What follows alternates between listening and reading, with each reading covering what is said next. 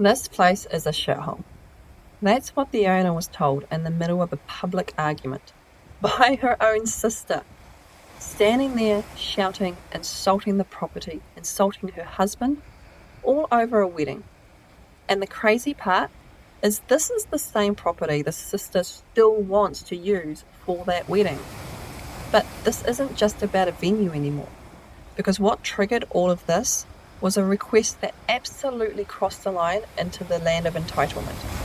Because she didn't ask, can we use your land? Not, can we set up a tent? Instead, her sister told her to shut down the entire business for 2 days.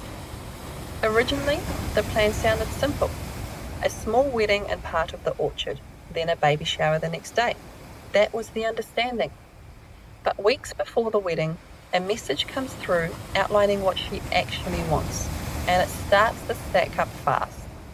No clients on site during either event. No staff moving around the property. Empty and clean the stables for games during the baby shower. Indoor arena reserved for event use. No horses visible in photos. No horse smell anywhere near the venue space. So this stops being, can I use the space? And starts being honestly delusional about reality. Because here's the thing. They run a full working horse property. Not a hobby setup or a lifestyle. This is active daily operations. Boarded horses, long-term clients, riding lessons, staff on schedules, like constant care routines. Some clients have been there for over 10 years. So when her sister says, just use the property for a wedding, what she's actually saying is put your entire business and income on hold. But OP doesn't immediately shut it down. She goes through it properly, point by point. Clients can't be denied access because they're paying. Staff still need to be on site because horses don't just stop needing care. And horses can't be hidden or moved or paused. And not wanting the smell of horses on a working horse property? Yeah, okay.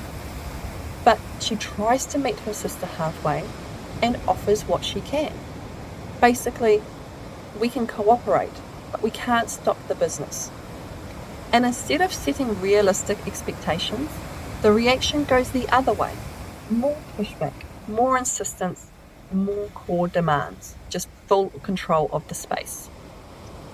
Then it spills into repeated arguments, and eventually it happens in public. The sister snaps, swearing, insults, calling the property a shithole. And after that, it stops being a logistical disagreement and becomes a family conflict.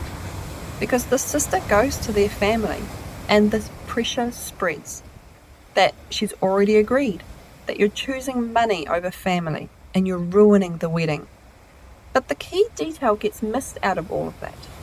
She agreed to a small, flexible use of the space as a favour to her sister, not a full shutdown of an operating business. But now she's stuck between two realities. On one side, family pressure, guilt, expectations.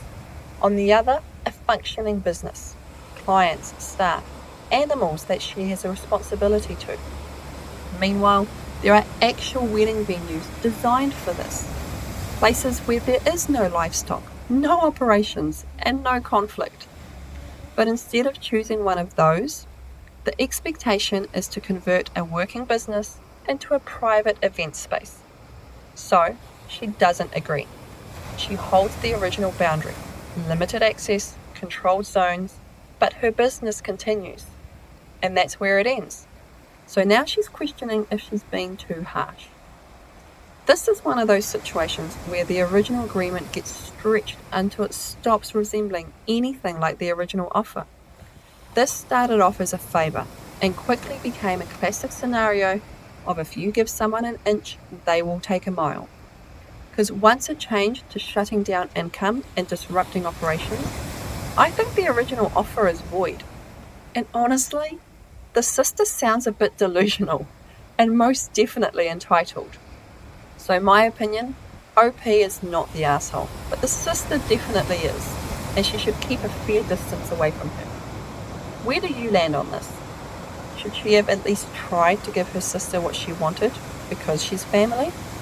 Or would you draw the line where she did? Thanks for listening to this episode of Quietly Unhinged.